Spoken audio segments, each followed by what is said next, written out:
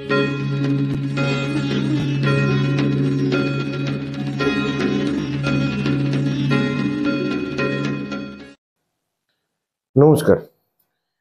আজকে যে বিষয় নিয়ে কথা বলতে এসেছি সেটা হচ্ছে ব্যথা, বা যেটা লোকে কমনলি ভাবে বাতের ব্যথা।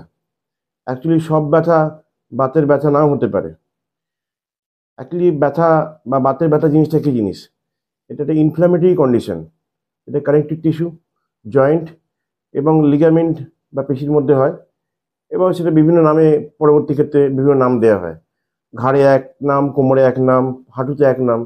যাই হোক না কেন, তার কন্ডিশন এবং স্টেজ অনুযায়ী নাম দেওয়া হয়। কিন্তু এটা শুরু হয় কোথা থেকে, বা একদম প্রাইমারি স্টেজে হয় কোথা থেকে? যদি আমার এক্সপিরিয়েন্স নিয়ে বলি, এটা বেশিরভাগ ক্ষেত্রে শুরু হয় আমাদের লাইফস্টাইলের উপর ডিপেন্ড করে, খাওয়া দাওয়া, শোয়া ঘুমানো, তার উপরে।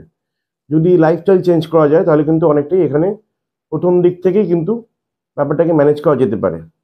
বা ধরুন আপনার ব্যথা হয়েছে, তো কোন ব্যথাটা বাতের ব্যথা এবং কোনটা গ্যাসের ব্যথা, বাঙালি যেহেতু আমরা আমরা বলবো গ্যাসের ব্যথা, তো কি করে বুঝবেন? একটা সিম্পল জিনিস বলছি। যদি কোনো ব্যথা নড়াচড়া করতে করতে কমে, মানে ধরুন ঘুম থেকে উঠছেন, পায়ে যে গলি ব্যথা ছিল সেটা আস্তে আস্তে কমে যাচ্ছে, তাহলে সেটা কিন্তু তখনও কিউরেবল। ওষুধ না খেয়েও সেটা কমতে পারে, বা হতে পারে সামান্য কিছু ওষুধ লাগবে, সেটা হোমিওপ্যাথি হোক বা অ্যালোপ্যাথি বা অন্য কোনো প্যাথি হোক না কেন। কিন্তু বা যদি বলি, যখন ঘুম থেকে উঠছেন কোমরে ব্যথা, মারাত্মক কোমরে ব্যথা, ঘাড়ে ব্যথা, স্পন্ডাইটিস হয়েছে, ব্যায়াম ট্যায়াম করলে কমছে, এবং একটু নড়াচড়া করলে কোমর ব্যথাটা আস্তে আস্তে কমে যাচ্ছে, সেক্ষেত্রে সেটা কিন্তু শুরু কিন্তু হচ্ছে আপনার লাইফস্টাইল থেকে, মানে খাওয়া দাওয়া থেকে বেসিক্যালি। তো যদি সেটা প্রথম থেকে একটু ম্যানেজ করা যায় বা চেঞ্জ করা, তাহলে কিন্তু পুরোপুরি কিওর সম্ভব। কিন্তু যদি দেখা যায় যে কোনো ব্যথা নড়াচড়া করতে করতে বাড়ছে, সেটা কমছে না, তাহলে কিন্তু সেটা অনেক কিছু হতে পারে। সেটাকে আমরা প্রপার, অন্তত আমার দিক থেকে আমি প্রপার বাতের মধ্যে ফেলবো, এবং সেটা হয়তো পুরোপুরি সারবে না, কম রাখা যেতে পারে যে কোনো প্যাথিতেই। কিন্তু প্রথম ক্ষেত্রে যেটা বললাম, যে ব্যথা নড়াচড়া করতে করতে কমে যাচ্ছে আস্তে আস্তে, কিন্তু আবার রেস্ট নেওয়ার পর বাড়ছে, একই পজিশনে খানিকক্ষণ থাকছেন তারপরে বাড়ছে, সে ব্যথাগুলো কিন্তু প্রত্যেকটাই পেটের সঙ্গে সম্পর্কিত থাকে। আমি একটা কেসের আজকে একটা উদাহরণ দেবো আপনাকে, এবং কেসটা রেকর্ড করা আছে, মানে পেশেন্টের ভিডিও রেকর্ড করা আছে। আপনারা শুনবেন পেশেন্ট কি বলছে। বেসিক্যালি কেসটা আমি আগে থেকে একটুখানি বলে দিই। পেশেন্টের একটি পা আগে থেকেই অকেজো, পোলিও ছিল, এবং পরবর্তী ক্ষেত্রে উনি যে কাজের সঙ্গে যুক্ত, সে কাজ করতে করতে দেখা যায় খাওয়া দাওয়া অনিয়ম এবং নেশা, খৈনি, চা, রাত্রিরে অনেক দেরি করে খাওয়া, এবং আমার কাছে যখন উনি আসেন তখন ওনার অন্য পার্টিরা কাজ করছে না, এবং মারাত্মক যন্ত্রণায় ভুগছেন, এবং অনেক ডাক্তার দেখিয়ে এসেছেন, অনেক ওষুধে খেয়েছেন। কিন্তু যখন আমি তাকে প্রথম দিকে ওষুধ দিলাম এবং তার সঙ্গে তার খাওয়া দাওয়া চেঞ্জ করলাম, তখন কিন্তু ব্যথাটা আস্তে আস্তে কমলো। এবং পেশেন্ট যখন নিজে দেখলো যে অনেকটা কম আছে, তখন কিন্তু ওষুধ কিছুটা বন্ধ করে দিল। ভালোই ছিল যতদিন পর্যন্ত তার আমার অ্যাডভাইসটা মনে ছিল। কিন্তু ওই বাঙালি কিছুদিন বাদে আবার ভুলে যাবে। ঠিক সেরকমই কিছুদিন বাদে যখন আবার ভুলে যান এবং আবার আগেকার জীবনে ফিরে যান, অনিয়মের জীবনে, তখন কিন্তু আবার ব্যথা শুরু হয়। তখন আবার আসেন, আবার ওষুধ দিই, আবারও কমতে আরম্ভ করে, এবং উনি আস্তে আস্তে অনেকটা রিকভারি করে যান। কিন্তু এটা ভাববেন না যে রোগের কোনো স্টেজ থাকে না। ওই যে বললাম, যে ব্যথা প্রথম থেকে সামান্য একটা খাওয়া দাওয়া অনিয়ম থেকে শুরু হয়, প্রথম থেকে হয়তো দেখা গেল যে প্রথম দিকে চলতে চলতে কমে যাচ্ছে, আমরা ইগনোর করে যাই, কিংবা একটু টুকটাক পেন কিলার খেয়ে নিই। পরবর্তী ক্ষেত্রে কিন্তু সেটা আর দুরারোগ্য হয়ে যায়, সেটা দেখা যায় আর কোনো ওষুধই কোনো কাজ হচ্ছে না। এবং প্রথম ক্ষেত্রে যেটা, প্রথম দিকে যেটা নড়াচড়া করতে করতে ব্যথাটা কম ছিল, যেটাকে আমরা বললাম কিউরেবল, সেটা পরবর্তী ক্ষেত্রে কিউরেবল থাকছে না, সেটা নড়াচড়া করতে করতে ওটা বাড়ছে। তখন কিন্তু আমরা দেখবো এটা প্যাথোলজিক্যাল ড্যামেজ চলে এসেছে সেখানে। কিন্তু প্রাইমারি ক্ষেত্রে কিন্তু প্যাথোলজিক্যাল ড্যামেজ আসে না। তো সেক্ষেত্রে কিন্তু পুরোপুরি রিকভারি করা যায়। এবার আপনার কেসটা শুনুন। যখন এসেছিলেন তখন আপনার পায়ের কন্ডিশন কি ছিল?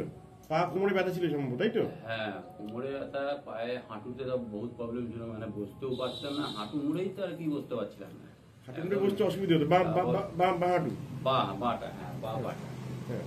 তারপরে তারপর এবার প্রথম প্রথম যখন ওষুধ খেলাম, আস্তে আস্তে তো মানে কমতে শুরু হলো। হ্যাঁ, ঠিক আছে, এবার এখন কি কন্ডিশনে আছে? না না, এখন আমি প্রথম থেকে বলছি হুম কিরম কি হচ্ছিল জিনিসটা। যখন আমি প্রথমে যখন ওষুধটা খেলাম, তখন দেখলাম ঠিক আছে। হুম হুম আবার যখন খেয়ে খেয়ে কিছুদিন আমি চিন্তা করলাম কি বন্ধ করি ওষুধটা, হুম কিরম কি থাকছে। হুম এবার তারপর বন্ধ করলাম, তারপর দেখছি কি আবার যে 8 দিন 10 দিন পর আবার আস্তে আস্তে আবার সেই যন্ত্রণাটা শুরু হয়ে গেল। এবার তার মধ্যে আবার আসলাম আপনার কাছে, তো আবার আসলাম, এসে তো দেখালাম যে মানে হাঁটু মুড়ে বসতে পারছিলাম না।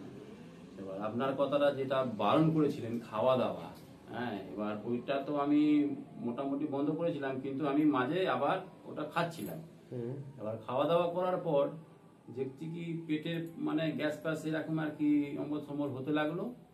তো দেখছি কি মানে যন্ত্রণাটা বাড়তে লাগলো। তাই যখন আপনার কাছে আসলাম আবার আপনি আবার ওষুধ দিতে শুরু করলেন যে পেটের, হ্যাঁ পেটে ওষুধ দিলাম। পেটের ওষুধটা দিলেন কি দেখি আগে ওটা ক্লিয়ার করো, পেটটা আবার মনে হয় অম্বল সম্বল গ্যাস ফ্যাস হচ্ছে ওই জন্য। দিয়ে পায়ে ব্যথা কমেছে। তো যখন ওষুধটা খেতে লাগলাম আস্তে আস্তে দেখলাম কি আবার কমে গেল।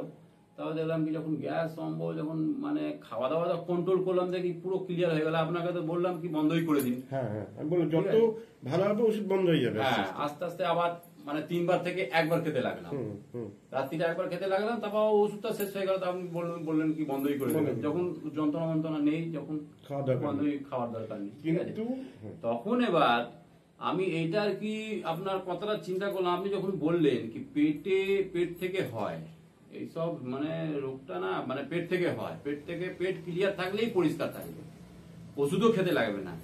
যখন আমি ওষুধ মানে আবার দেখছি ওষুধ যখন বন্ধ করে দিলাম, আবার দেখছি যখন পেট মাঝে মাঝে যখন আমার পেট গন্ডগোল হচ্ছে, ইয়া গ্যাস যেরকম হচ্ছে না, তখন কি করছে আবার যন্ত্রণাটা হচ্ছে। আবার দেখছি কি 2 দিন 3 দিন পর যখনই আমার পেটটা ক্লিয়ার হয়ে যাচ্ছে, আমার যন্ত্রণা আবার ঠিক মানে নর্মাল যেরকম থাকে সেরকম হয়ে যাচ্ছে।